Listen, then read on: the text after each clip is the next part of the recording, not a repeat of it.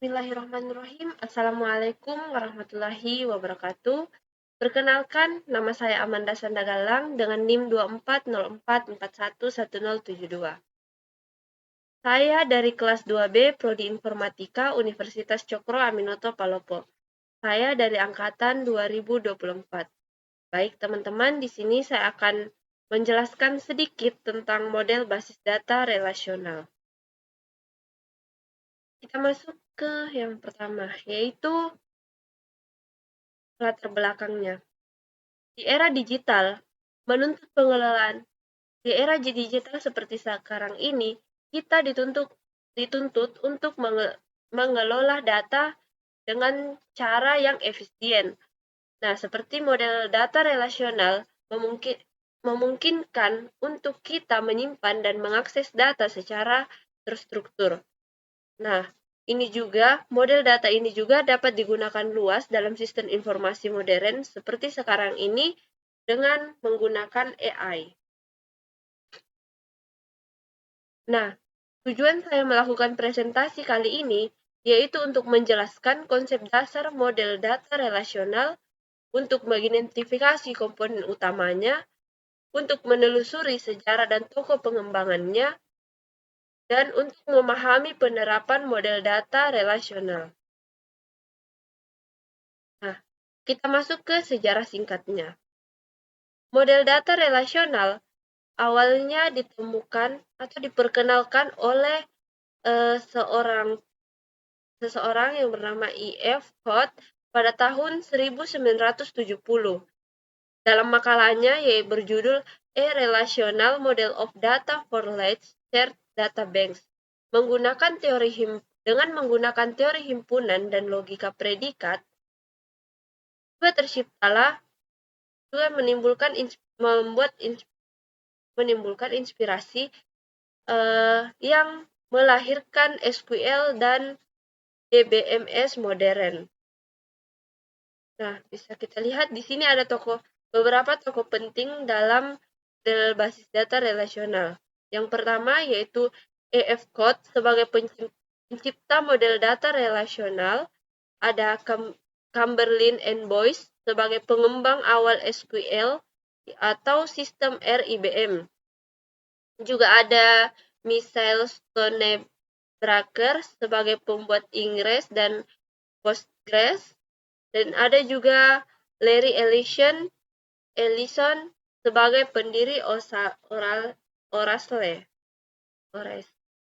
Nah, konsep dasar yang digunakan dalam model basis data relasional yaitu tempat penyimpanan data yang berbentuk tabel atau relasi. Dalam relasi ini terdiri atas tiap baris atau tupel, terdiri atas kolom atau atribut, dan juga hubungan antara tabel melalui primary key and foreign key. Nah, bisa lanjut kita masuk ke komponen utamanya. Nah, di sini ada komponen utamanya. Itu yang pertama itu ada relasi atau tabel. Nah, model basis data relasional adalah model data yang menyimpan semua informasi dalam bentuk tabel. Jadi, semua informasi atau data-data yang terkumpul itu disimpan dalam bentuk tabel. Nah, sedangkan atribut atau kolom yaitu jika diterapkan dalam model basis data relasional, penjelasannya seperti ini. Dalam tabel basis data relasional, setiap kolom juga disebut dengan atribut atau field, mempresentasikan satu jenis informasi atau properti dari entitas yang disimpan dalam tabel tersebut. Nah, kita masuk yang ketiga, yaitu tupel atau baris. Setiap baris adalah satu data lengkap dari entitas, misalnya data tentang satu mahasiswa dengan atau satu orang mahasiswa atau satu orang dosen ataukah satu orang individu. Sedangkan domain sendiri yaitu setiap kolom memiliki domain nilai, yaitu tipe data yang dibolehkan. Misalnya data integers, varchar, dan juga data. Nah, baik, kita lanjut ke primer key and foreign key. Primer key adalah atribut yang unik. Kenapa disebut unik? Karena angkanya tidak boleh 0. Misalnya NIM. Misalnya kita buat NIM, tidak boleh 0. Nah, yang kedua itu foreign key adalah atribut yang menjadi kunci utama di tabel lain untuk menjalin sebuah relasi. Nah, kita lanjut ke operasi relasionalnya. Di operasi relasionalnya ada beberapa, yaitu select atau tempat memilih baris. Yang kedua adalah project yang ditandai dengan simbol P, yaitu untuk memilih kolom, dan juga ada join atau menggabungkan semua tabel, dan ada juga union atau intersect atau juga disebut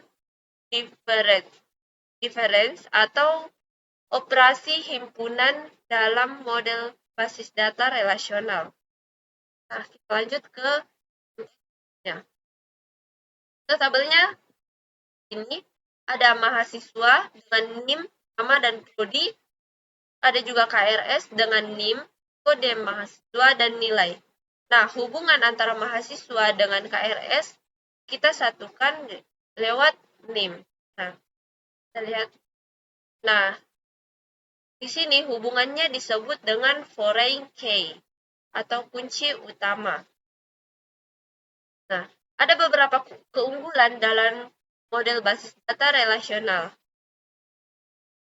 Nah, yang pertama itu model ini sederhana dan mudah untuk kita pahami, mendukung integritas dan konsistensi data, fleksibel untuk berbagai aplikasi atau beberapa web, dan didukung juga sebagai DBMS atau MySQL atau PostgreSQL atau Oracle. Nah, penerapannya itu dapat kita lihat di dunia nyata. Dalam sistem akademik, contohnya di sekolah atau di universitas. Bisa juga kita lihat di bagian perbankan dan keuangan. Juga ada di bisnis, yaitu bagian e-commerce dan logistik. Juga terdapat di dalam manajemen rumah sakit.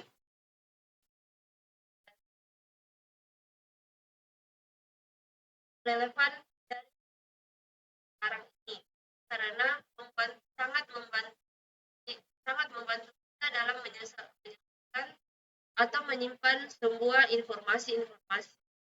Fondasi utama dalam sistem basis data modern yaitu model basis data relasional ini.